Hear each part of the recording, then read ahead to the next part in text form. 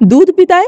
थांबा, सावधान. आज जी गोष्ट तुम्ही ऐकणार आहात ती ऐकल्यानंतर तुम्ही दुधाकडे बघायलाही दोनदा विचार कराल, कारण या दुधामुळे एका बाईचा मृत्यू झाला आहे. हो, ऐकून धक्का बसेल, पण हे खरं आहे आणि ही घटना घडली आहे परभणी जिल्ह्यात. 8 सप्टेंबरची सकाळ. एक साधं शेतकरी कुटुंब. घरामध्ये नेहमीप्रमाणे सकाळची लगबग सुरू होती. चहासाठी दूध उकळायचं होतं, पण काही क्षणातच झालेल्या या चुकीमुळे संपूर्ण गाव हादरणारं होतं. पातेले खाली पडलं, दूध सांडलं. फक्त इतकीशीच घटना. तुम्हाला वाटेल यात काय एवढं? पण थांबा, ही गोष्ट इथेच संपत नाही. याच क्षणापासून सुरू झाला मृत्यूचा खेळ. पतीची नजर त्या सांडलेल्या दुधावर पडली आणि रागाने तो पेटून उठला. घरभर आवाज, शिवीगाळ, वाद, चिडचिड. पत्नीचं उत्तर, पतीचा कोप आणि काही क्षणात हात उठला. बेदम मारहाण झाली. सगळं काही मिनिटभर चाललं आणि मग अचानक शांतता. जणू काहीच झालं नाही. पत्नी परत घरकामाला लागली. पती शांत बसला, पण खरं वादळ अजून बाकी होतं. हे फक्त सुरुवात होती. दुपार झाली. दोघे शांत होते आणि दोघंही शेतात गेले. गरमी वाढलेली होती.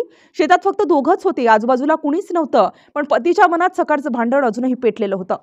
शांत शेतात अचानक पुन्हा आवाज सुरू झाले. दूध का सांडलंस?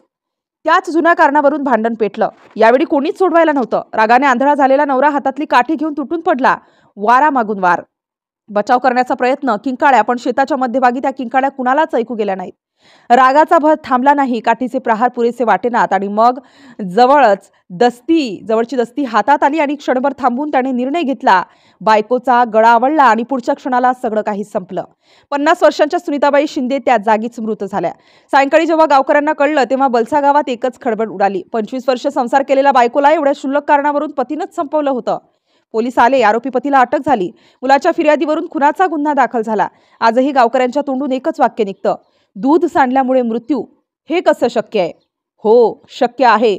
कारण राग जेव्हा आंधळा होतो तेव्हा दूध असो किंवा थेंबभर पाणी, तेही मृत्यूचं कारण ठरू शकतं. म्हणूनच विचार करा. तुम्ही दूध पिताय तर सावधान, कारण छोट्या छोट्या कारणांवरूनही कधी कोणाचा संसार उद्ध्वस्त होईल, कोणाचं आयुष्य थांबेल हे सांगता येत नाही.